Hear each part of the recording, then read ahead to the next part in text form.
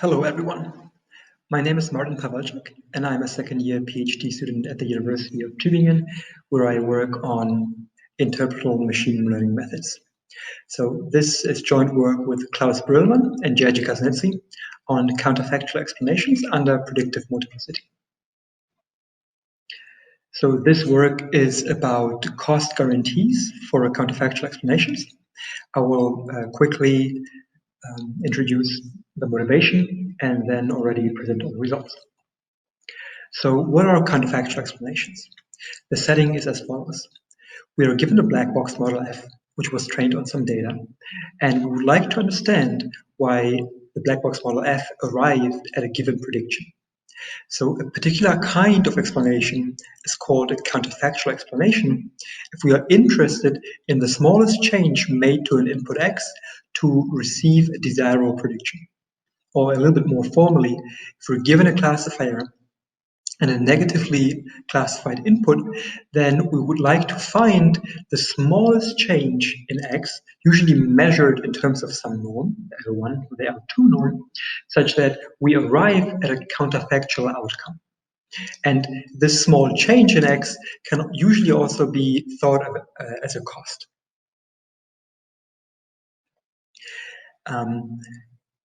In very recent work, Solon Barukas and Andrew Zerbst and Manash Ragwan, they identified 4 underlying assumptions which are usually going hand in hand when counterfactual explanations are being generated. And in this work, we particularly focus on one assumption, namely that the classifier is fixed and that there exists no uncertainty as whether this is the right classifier or not. And we ask, what happens if this assumption is violated? So what are the expected extra costs of counterfactual explanations due to classifier uncertainty? And we consider the following example on the right, where the red junctions are negative inputs, and the green stars, they are positive inputs.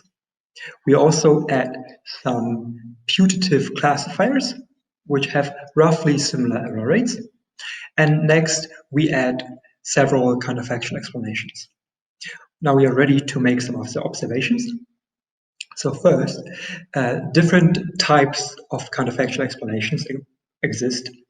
And second, counterfactual explanations are vulnerable to the choice of classifier. So let's look into the first one first.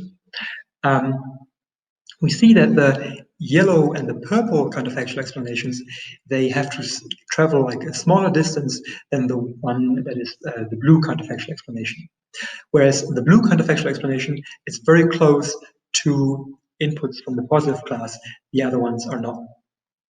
So we make the following categorization based on observation 1.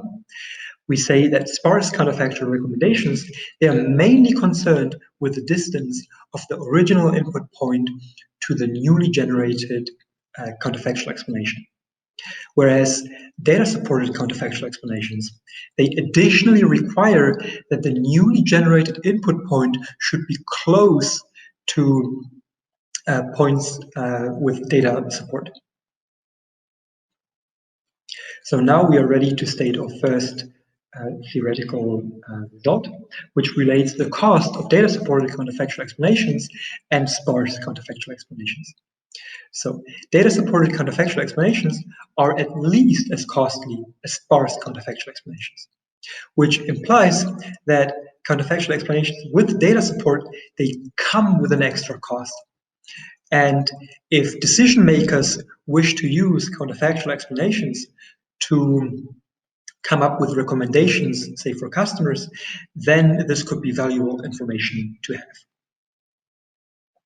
Next, we look at our second result, which is concerned with the cost of sparse counterfactual explanations under model multiplicity. So the expected cost of sparse counterfactual explanations under multiplicity of classifiers F and G is bounded above by the sum of the false negative predictions of both classifiers, the true negative predictions of both classifiers, the maximum risk of both classifiers, and the discrepancy of both classifiers. That means how differently or how often they disagree on negatively classified individuals. So this result has the following implication.